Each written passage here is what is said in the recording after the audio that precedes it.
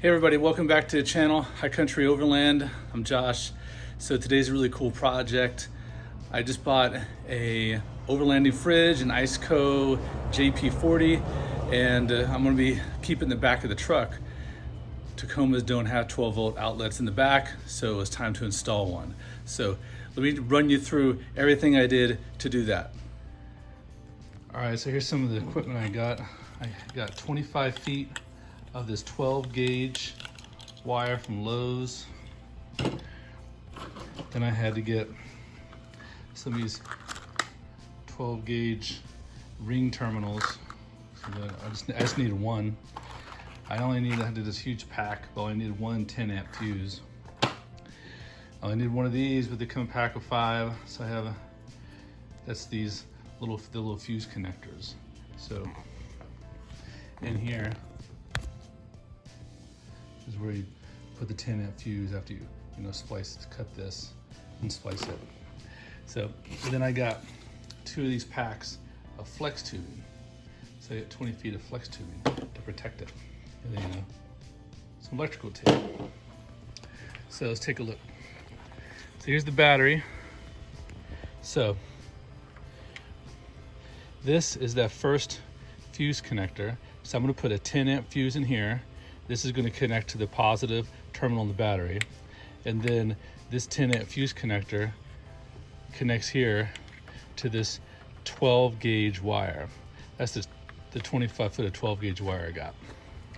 And then starting right here, you can see it's protected by this sleeve because it has to go under the engine. Let's take a look where it goes. Here we are under the engine. You can see there's the hose going up. Comes over here. I got it behind this heat shield. Oh, there it goes. Here it is right here. I got it zip tied throughout, so the wire is inside that flex tubing that keeps going. Keeps going back. All right, and then it goes under.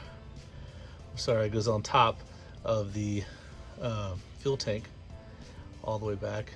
And let me show you where it comes out. All right, here it is.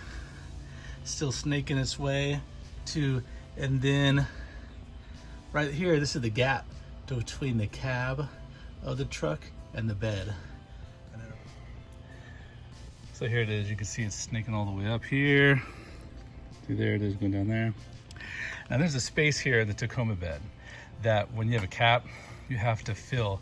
And so I filled it with Gorilla Putty, which is drillable, paintable, so that was easy. I just then drilled a hole in the Gorilla Putty, pushed the 12 gauge wire through. Here it is on their side. There. And then I have the deck drawers. So I just tucked the flex, see that flex covering, flex tubing with the 12 gauge wire inside along the side here. So it's just tucked along the side of the deck drawers. And then coming along here, I made this sort of janky little terminal, which was cut out of an old drawer that I had. So that's just for right now. I'm hoping to get something more long-term that looks a little cleaner than this. Right now, this is all I got. The kids, they're out of school. I don't have much time. I had to whip something together before they get home. So I made this little terminal because I didn't want to lose any storage. I could have drilled a hole directly in the inside of this ammo can and mounted it right on the front, but then I would have lost a lot of storage in here because the outlet comes in probably about that far, and then there's wires and stuff too. So I didn't want to lose it. So I made this, and then the wires just go back behind the side of the deck drawers. And then what I did to ground it was I took the ground wire, put it underneath. There's a little gap right here in the Tacoma truck bed, right there where my finger is, underneath this trowel, right there. And I just put it in there, didn't have to drill any holes, and there was a bolt under there that was attached to the frame, and I just added a nut to it, and that held on the ground. So, and then I'll be able to just turn this on, and I got USB port, 2 of them USB outlets there, and then I got the 12-volt outlet here. And I'm hoping once the kids are in school, I'll have more time to make something that looks a little nicer. So ran the length of the truck. Back up here. Now the only thing I need to do is put that 10 amp fuse in here, and then connect this to the positive terminal, and then hook up the new fridge.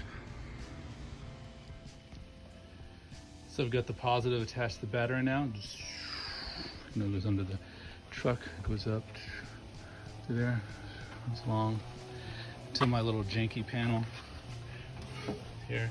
And look, it's live. Turn it on, turn it off, turn it on. There we go. All right.